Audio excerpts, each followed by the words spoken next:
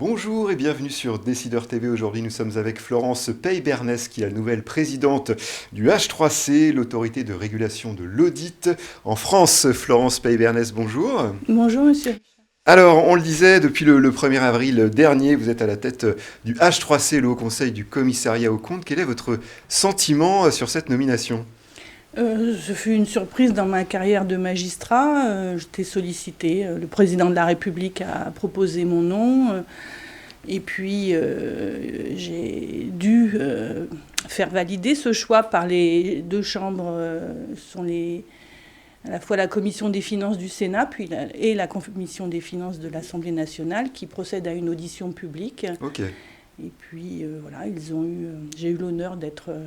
Très bien. Pas avoir de vote contre moi, 2 ou 3 abstentions seulement. Donc ça, d'ailleurs, je les en remercie parce que ça assis ma légitimité à la tête de cette autorité publique indépendante, prenant la suite de Madame Guéguin, qui avait souhaité rejoindre la Cour de cassation. Voilà. Et alors, quel est votre parcours professionnel ? Donc, en fait, je suis, moi, magistrat depuis 35 ans, issue de l'École nationale de la magistrature, juste après mes études de droit, et uniquement magistrat du siège, je n'ai pas exercé au parquet. Et les 12 dernières années, j'ai présidé des institutions judiciaires, des tribunaux, et puis ensuite, en dernier lieu, la Cour d'appel d'Orléans. Alors, quelles sont les actions prioritaires que vous allez mettre en œuvre à la tête du H3C ? Moi, je souhaite, si vous voulez, que le Haut Conseil continue sa mission de régulation qui est très importante pour une mission qui est d'intérêt public, la qualité des comptes des entreprises en France. Mais j'aimerais parce que nous le savons au Conseil, à la fois nous fassions, comme nous devons le faire, des observations aux commissaires aux comptes qui s'écartent un peu de leurs normes d'exercice professionnel, mais aussi, ils sont très nombreux, ils ont un vrai rôle un peu méconnu auprès des entreprises. Valoriser l'impact positif des auditeurs. Oui. En fait, sans qu'on le sache, parce que c'est pas public, ils ont un rôle très, très important auprès des directions financières ou des directions des C'est vrai que c'est assez méconnu. Oui, et en fait, la crise Covid, notamment, leur a permis d'avoir un rôle très, très important pour vraiment mettre à la disposition des entreprises tout l'arsenal que le gouvernement avait créé. Et je voudrais le mettre en avant. Alors, parlons un peu de la loi Pacte, donc un sujet assez sensible. Le marché de l'audit a été vraiment bouleversé par ce texte qui est venu rehausser les seuils de certification légale des comptes. Quel regard portez-vous sur cette réforme ? Eh bien, en fait, la profession qui s'était beaucoup inquiétée, qui a même fait un lobbying très fort contre cette réforme, est un peu rassurée là. On est à 2 ans maintenant d'entrée en vigueur de la loi. On peut se rendre compte que le chiffre de l'affaire de la profession n'a pas régressé.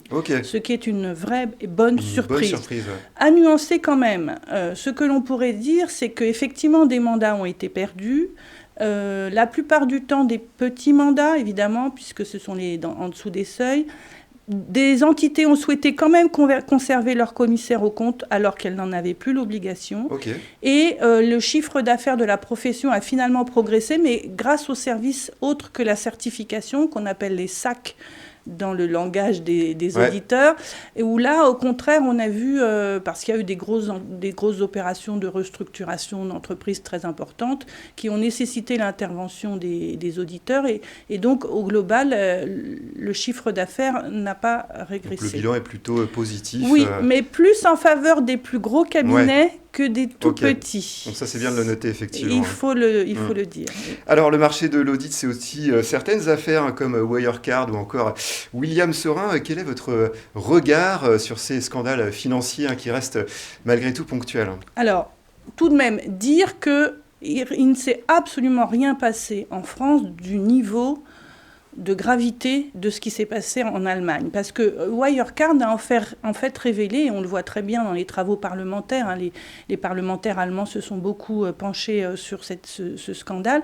En fait, il y avait des dysfonctionnements majeurs du haut en bas de la chaîne de décision et de supervision dans cette société. À l'intérieur de l'entreprise, avec une fraude organisée voulue par la direction, chez l'auditeur, avec dirons-nous, pas le meilleur audit qu'ait pu faire le commissaire aux comptes concerné, et puis chez mon homologue allemand, qui s'est vraiment, qui s'est livré à des délits d'initié, y compris pour mon homologue personnellement, à son profit personnel, ce qui est hallucinant de gravité et absolument pas en rapport avec l'affaire Agripol, qui, même si elle a concerné une affaire, une entité d'importance, en tout cas, ça n'était pas une société cotée en bourse, et les fautes commises par les commissaires aux comptes, qui sont encore sous le regard du Conseil d'État. La décision que nous avons rendue est désormais déférée au Conseil d'État, donc je reste prudente. Le Conseil d'État peut ne pas être du même avis que la formation restreinte.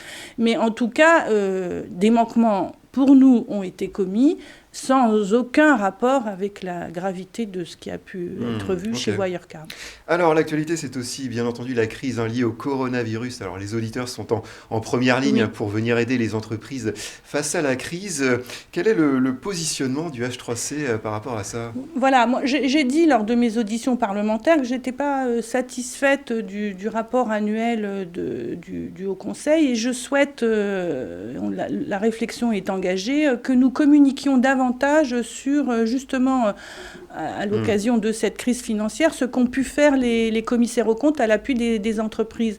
Et j'ai demandé au contrôleur EIP du Haut Conseil d'établir un questionnaire cette année pour les entités qu'ils ont mis dans leur liste de contrôle, ayant pour but justement d'interroger le commissaire aux comptes sur comment, avec son client, il a pu apporter une plus-value, l'aider à traverser la crise. Valoriser encore ce rôle positif. Et nous communiquerons dans un rapport spécial sur ce sujet-là. Très bien. Dernier mot sur vos projets à la tête du H3C ? Alors, les projets, c'est évidemment la réforme européenne de l'audit. Le Haut Conseil souhaite prendre une part très importante là-dessus, et notamment mettre en avant le rôle des commissaires aux comptes, les co-commissariats aux comptes à la française. Nous avons prévu un événement sur ce point à la fin de l'année. Un sujet important, effectivement. Oui, et puis évidemment, une autre piste encore plus importante, et qui pour moi est une révolution pour les commissaires aux comptes, c'est leur implication dans l'assurance qu'ils auront à donner sur les informations non financières des entreprises. L'extra-financier. C'est ça. La profession s'intéresse vraiment à cette nouvelle mission que l'Europe va lui confier. Il n'y a pas que les gros cabinets qui sont... c'est ouvert aussi aux bien cabinets sûr, de taille plus raisonnable. Chacun, de taille intermédiaire, chacun doit se préparer à cela, recruter peut-être aussi des nouvelles compétences pour certifier ses comptes. Très bien. Beau challenge pour la profession. Eh bien, le message est passé. Merci pour cette intervention, Florence Paye-Bernès. Merci à toutes et à tous de nous avoir suivis. C'était l'interview du Monde du Chiffre. À très bientôt sur Décideur TV.